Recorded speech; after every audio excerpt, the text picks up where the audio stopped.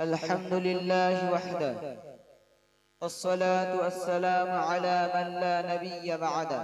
أما بعد، فأعوذ بالله من الشيطان الرجيم. بسم الله الرحمن الرحيم. قل هل يستوي الذين يعلمون والذين لا يعلمون؟ قال النبي صلى الله عليه وسلم: فضل العالم على العابد كفضل القمر على سائر النجوم، أو قام عليه الصلاة والسلام। সমস্ত প্রশংসা সেই মহান সত্তা আল্লাহ সুবহানাহু ওয়া তাআলার দরবারে, যিনি মানুষকে সৃষ্টি করেছে এবং সাথে সাথে কোরআনে শিক্ষা দিয়েছে। তার ইবাদ অসংখ্য দরুদ ও সালাম সেই বিশ্ব মানবতার মধ্যপতি ও মনুষ্য জাতির উভয় জগতের কান্ডারি হযরত মুহাম্মদ মুস্তাফা সাল্লাল্লাহু আলাইহি সাল্লামের প্রতি। সর্বোপরি আজকের এই মহতী জলসা পরম সদ্য সভাপতি ও মঞ্চে উপবিষ্ট বরণীয় সম্মানীয় ওলামায়ে কেরামগণ ও আমার সম্মুখে বসে থাকা আল্লাহ ও নবী প্রেমিক শ্রোতাবিন্দু সকলকে শ্রেণী বিশেষ সালাম ও শুভেচ্ছা জানিয়ে ইলম শিক্ষা সম্পর্কে কিছু বলার জন্য আমি দণ্ডায়মান হইয়াছি। তো প্রিয় শ্রোতা মণ্ডলী, ইলম অর্থ জ্ঞান, বিদ্যা ও শিক্ষা ইত্যাদি, যা দুই প্রকার, ইহলৌকিক ও পরলৌকিক। আর এ কথা আমরা জানি যে শিক্ষা ব্যতীত কোন জাতি, কোন কওম উন্নতির চরম শিখরে পৌঁছতে পারে না। শিক্ষা ব্যতীত সমাজের বুক থেকে অন্যায়, অত্যাচার ও অবিচারকে দূর করে শান্তিপূর্ণ সমাজ গড়ে তুলতে পারে না।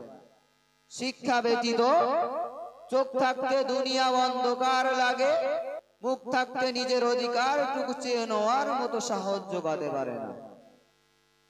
প্রিয় শ্রোতা মণ্ডলী, শিক্ষারই কারণে মানুষ জাতি সমস্ত প্রাণীর থেকে উৎকৃষ্ট বলে গণ্য করা হয়েছে। এমনই প্রবাদ বাক্যে বলা হয় যে শিক্ষা হলো জাতির মেরুদণ্ড, শিক্ষা ছাড়া মানুষ চলতে পারে না।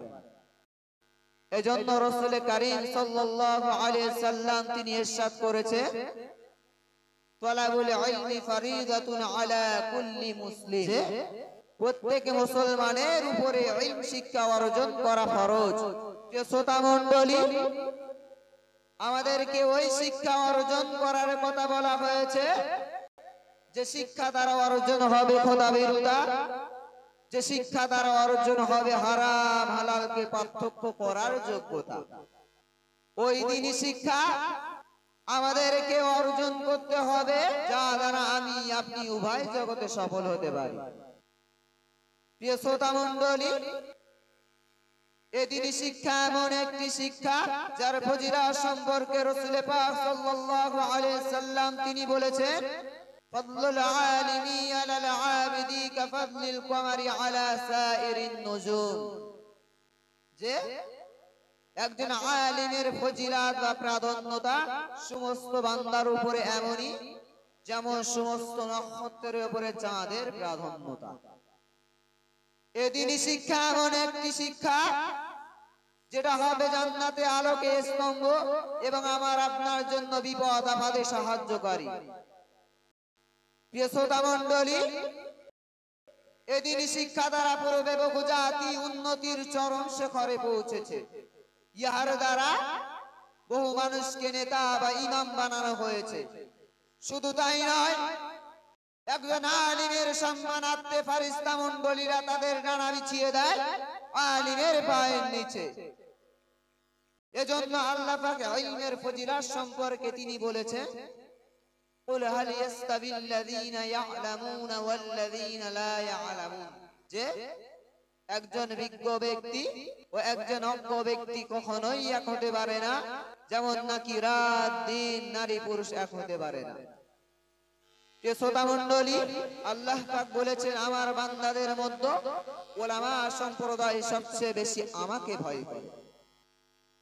ধৈর্যশীল শ্রোতা মণ্ডলী, আমার আপনাকে সেই খোদাবিরু বান্দা হতে গেলে চাই সে ইলম শিক্ষা ও দ্বীন শিক্ষা অর্জন করা।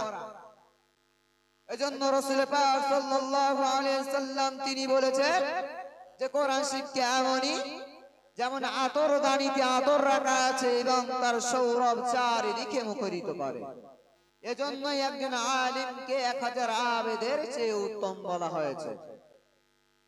কিন্তু বড় পরিতাপের বিষয়, আজ আমরা দ্বীন শিক্ষাকে ব্যতি রেখে ধন দৌলতের পেছনে ছুটে চলেছি, যে কখনোই একজন মুসলমানের কাম্য হতে পারে না।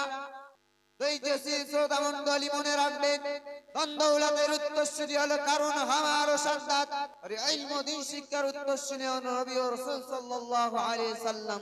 এজন্য আমাকে আপনি সেই নবীদের উত্তরাধিকারী হতে গেলে দরকার আমাদের ইলম ও দ্বীন শিক্ষা অর্জন করা।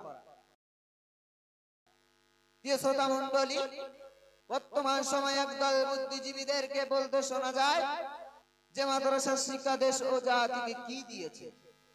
শুধু এখানেই খ্যাত নয়, বরং মাদ্রাসাগুলো সন্ত্রাসের আখড়া ও জঙ্গিবাদের শিক্ষা কেন্দ্র বলে আখ্যায়িত করে। আমি ওই সমস্ত বুদ্ধিজীবীদের চোখে আঙুল দিয়ে দেখিয়ে দিতে চাই যে মাদ্রাসা শিক্ষা দেশ ও জাতিকে কি দিয়েছে। প্রিয় শ্রোতা মণ্ডলী, মাদ্রাসা শিক্ষাই পারে দেশের সুনাগরিককে গড়তে, মানুষে সৌভাতৃত্ব করে তুলতে। কেবলমাত্র মাদ্রাসা শিক্ষাই পারে সমাজের বুক থেকে অসভ্যতাকে দূর করে ও সৎ ও শান্তিপূর্ণ সমাজ উপহার দিতে। তাই প্রিয় বন্ধুগণ, আসুন আমরা সেই ইলম ও দ্বীন শিক্ষার প্রতিষ্ঠানকে বাঁচিয়ে রাখতে আমাদের সার্বিক সহযোগিতার হাতকে বাড়িয়ে দিই। আল্লাহ পাক আমাদের সে তৌফিক দিন। আমিন সুম্মা আমিন। ওয়া আখিরু দাওয়ানা আনিল হামদুলিল্লাহি রাব্বিল আলামিন। আসসালামু আলাইকুম ওয়া রাহমাতুল্লাহি ওয়া বারাকাতুহু। আলহামদুলিল্লাহ, সংক্ষিপ্ত বক্তব্য এক্ষুনি শেষ হল। বহু দূর থেকে আমাদের আখির মেহমান পীরজাদা জনাব আলহাজ হাফেজ মাওলানা মুফতি আলী আকবর হুজুর সাহেব এসেছেন। আলহামদুলিল্লাহ, হুজুর এসেছেন। এক্ষুনি আমাদের পার্টির অনুষ্ঠান হবে। এবছরে 2টি ছেলে শেষ করে তার মাথায় এক্ষুনি সম্মানের